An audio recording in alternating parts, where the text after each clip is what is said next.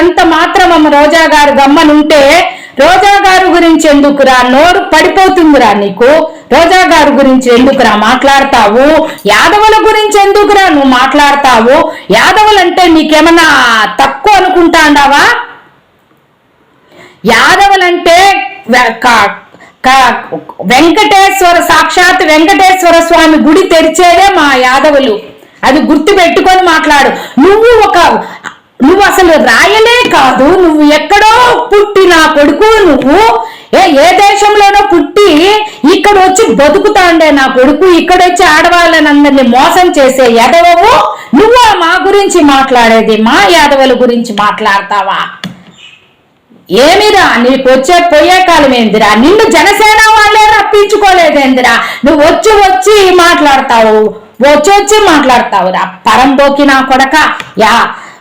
యాదవులంతా కలిసి ఈసారి మా యాదవుల గురించి మాట్లాడితే రాష్ట్రంలో ఉన్న యాదవులంతా కలిసి నిన్ను కొట్టబోతాం. అది ఎట్లా? బట్టలు ఇప్పదీసి నడి రోడ్లో నగ్నంగా కొట్టబోతాం.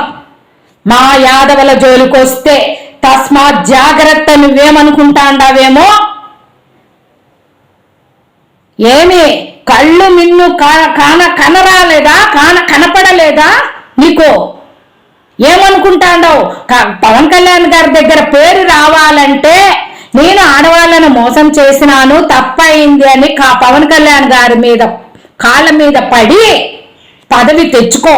పదవి కోసం నువ్వు ఎలా అంటే అలాగా మాట్లాడి ఆడవాళ్లను మోసాలు చేస్తా పోతా ఉండి ఆడవాళ్ళ దగ్గర డబ్బు నొక్కేస్తా ఉంటే మేము ఊరికినేదే ఉండం.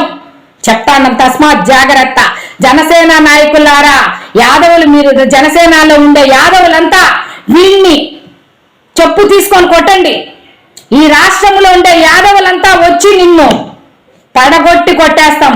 ఇంట్లో నీ భార్య చూస్తే రోజు వీడియోలన్నీ చూసి ఏడుస్తానని ఒక మహిళ ద్వారా చెప్పి బాధపడతా ఉంది. వాళ్ళు నాకు చెప్పారు, నువ్వు మాట్లాడితే మాత్రం మేము ఊరుకునేదే లేదు. మా వైఎస్ఆర్సీపీ గురించి మాట్లాడినా మేము ఊరుకునేదే లేదు. ఒక్కటేసారి చెప్తాండాము, గుర్తు పెట్టుకో. మా యాదవుల జోలికి వచ్చిన మా వైఎస్ఆర్సీపీ ఎమ్మెల్యేలు, మాజీ ఎమ్మెల్యేలు కానీ మంత్రుల గురించి మాట్లాడినా